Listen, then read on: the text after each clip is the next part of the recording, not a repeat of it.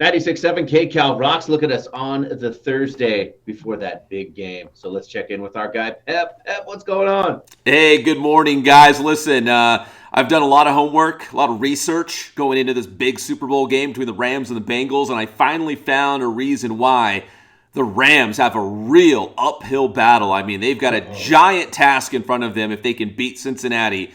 And here's the reason. Because if you have a starting quarterback with the name Joe in the Super Bowl, you're probably going to win. Joes have a history of winning Super Bowls. Joe Montana, Joe Namath, Joe Theismann. Don't forget about Joe Flacco. All those guys have won Super Bowls, and now we've got Joe Burrow for the Bengals. Guys, I don't know how the Rams can overcome that. I think Cincinnati's the favorite. The Joes have a good track record if you're going by name. Hey, if your money is on Cincinnati, it is what they say the smart money is, right? Apparently, yeah. You don't want to go up against Joe in the Super Bowl. Joe's a good one.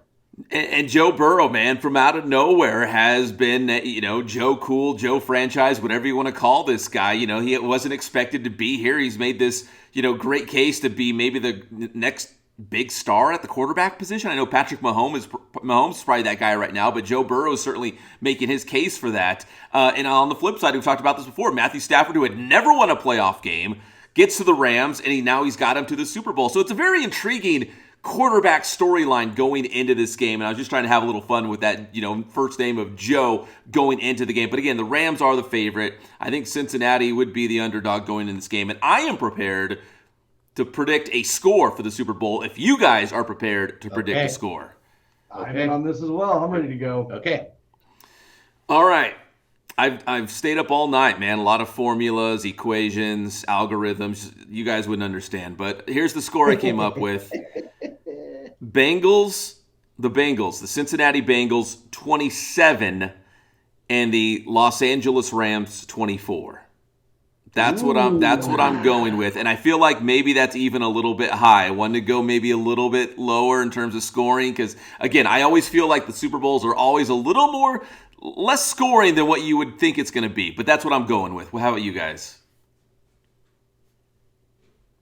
Do you hear that, Southern California? Pep wants the Super Bowl parade to go to Ohio. That's what he feels. He feels that Joe power, I think. Patrick, you want to go? I'll go. I am picking the Rams. I'm saying the Rams are going to win 31-23 over the Bengals. I think I've got the lowest scoring one. I've got the Rams 24, Bengals 20. Okay. That sounds pretty good there, 40. All right, we have all our scores. So we think the Rams, and Pep thinks the Bengals, huh? Listen, the Rams, to be honest, the Rams are the better team, okay? They are the favorite. They should. I'm just bitter, man. It's just still sour grapes. As a 49er fan, I want the Bengals. That was going to be my question. How much of this is the 49er fan of Pep coming out right now? The miracle could happen. It could happen. I mean, let's follow Cincinnati's lead. They don't have school. They don't have anything. Nobody's going to work if the miracle does happen there, Pep. Yeah.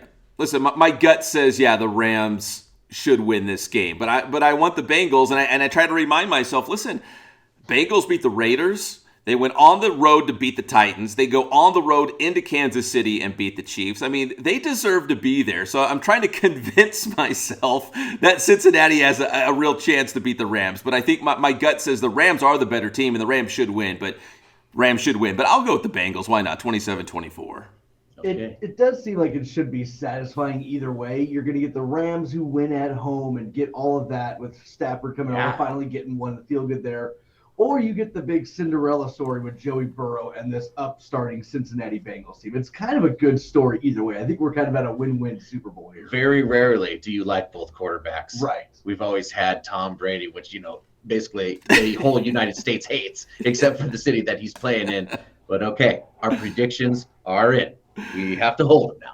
And speaking of, you brought up Tom Brady, not me, but Tom Brady in his podcast this week said, hey, they asked him, Tom, would you come back to the NFL? And he's like, well, never say never. So he kind of cracked open the door just a little bit about a return to the NFL, even though he's been retired for like a week, and he already cracked open that door.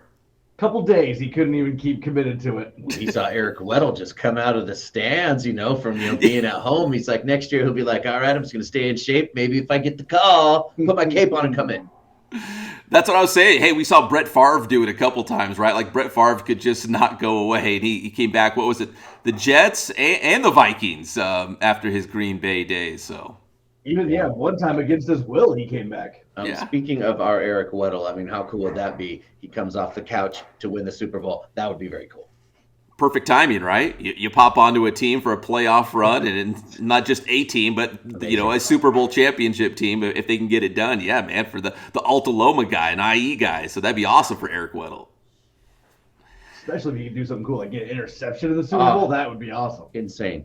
Man, it would be totally worth it, right, for him to come out of retirement and go one more round. Actually, just a couple games to get to the Super Bowl. Guys, all this great Super Bowl talk has made everyone pretty much forget we're still in MLB lockout. Baseball should be going to spring training very, very soon, so we're not even talking about that. But what we are talking about is Super Bowl. And the Lakers, man, what is going on with the Lakers? They are barely in the little playoff play-in tournament. I think the Lakers are number 9 right now in the Western Conference standings, and they lost. It was a horrible loss last night against Portland, 107-105. The Lakers should have won that game. Portland was undermanned because they've been making all these trades. The trade deadline, guys, is today. The NBA trade deadline is noon. Local time here in the IE, it's noon, and the Lakers, the only thing they've done really is get rid of Rajon Rondo. They haven't done anything to get better, and they do not look good. They're in a tailspin right now. And who looks the worst is 40's favorite, Russell Westbrook, who has turned into a complete dumpster fire and spread to the rest of the team. God, can we just like he said was going to happen? Trade him or cut him or injure him or have him date a Kardashian or something. I don't know. Help. He makes so much money, and he's kind of got that rap that he doesn't make, the team he plays on, he doesn't make them better. So I think there's a lot of teams out there just really hesitant, like, why are we going to bring this guy in? Like, we want to get better. We don't have that kind of money. Like, he just, it's not an easy deal to make. You got to, I think, figure it out with him unless there's a trade partner out there that's willing to bite the bullet, roll the dice, and go for it. He's never played well with superstar teammates. He loves the attention all for himself. He only does well when LeBron is on the bench and it's only him. That's the only time he seems to be able to, he can do his I'm going to go bananas thing. Because they're kind of the same guy. Like before Russell Westbrook got there, LeBron was kind of like a point forward, and not to nerd out too hard and go too deep into the weeds here, but, LeBron was a big like point guard. He'd bring the ball up the court for the Lakers. The offense ran through him. Well, Russell Westbrook came to town. They're like, okay, LeBron, you don't need to have the ball in your hands all the time. We'll let Russell bring it up the floor, and the offense will go through him, and he'll distribute, and blah, blah, blah, blah. It's just not working. It was better with the old way with LeBron, the offense going through LeBron. And now they've got two guys that are kind of the same guy, and they're just not coexisting on the floor at the same time.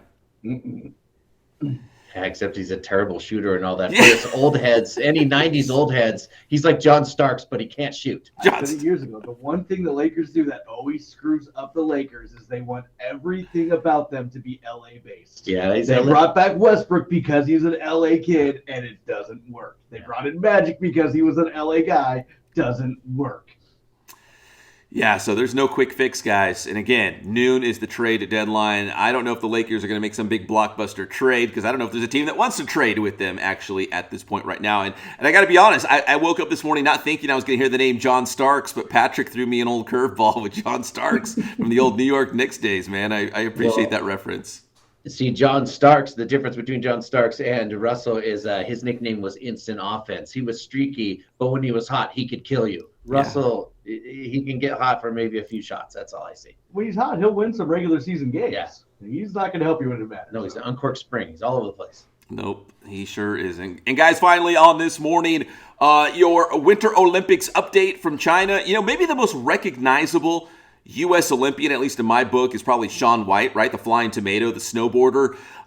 Dramatically, he qualified for the finals in his last run on the half pipe, and he got to the finals and should be the favorite to win gold when the finals take place on Friday. But yeah, Shaun White, the most recognizable, again, I think, American Winter Olympian, has a chance to win another gold medal coming up on Friday in the snowboard half pipe.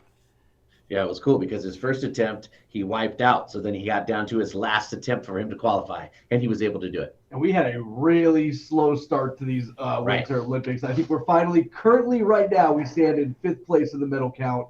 3 golds, 5 silvers, 1 bronze, 9 total. We're starting to catch fire, and I had to watch some of the Olympics. I'm sorry, I said had with my son because of his class. And Chloe Kim, our female snowboarder, she got the gold medal. She totally kicked ass. So it's set for Shaun White to kind of be the male snowboarder to dominate. Did you notice how much with that half pipe, the coverage, they were showing the wide looks because they actually had a lot of snow in the area, Yes. whereas opposed to the ski jump is in the middle of a nuclear plant. Yeah, they can't show the nuclear, seeing the nature and skiing in a nuclear power plant was bumming people out. You're right.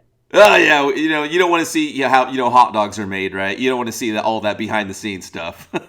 So They were really showing those wide shots last night, though, where they had a lot of snow. Yeah, they were. Pep, tell them how to get your stuff. got to show it off, man. We show it all off on Inland Sports social media. Twitter, Instagram, Facebook. We got the Inland Sports YouTube channel, so make sure you smash that subscribe button. We'd appreciate it. That's Inland Sports. Thanks, Pep.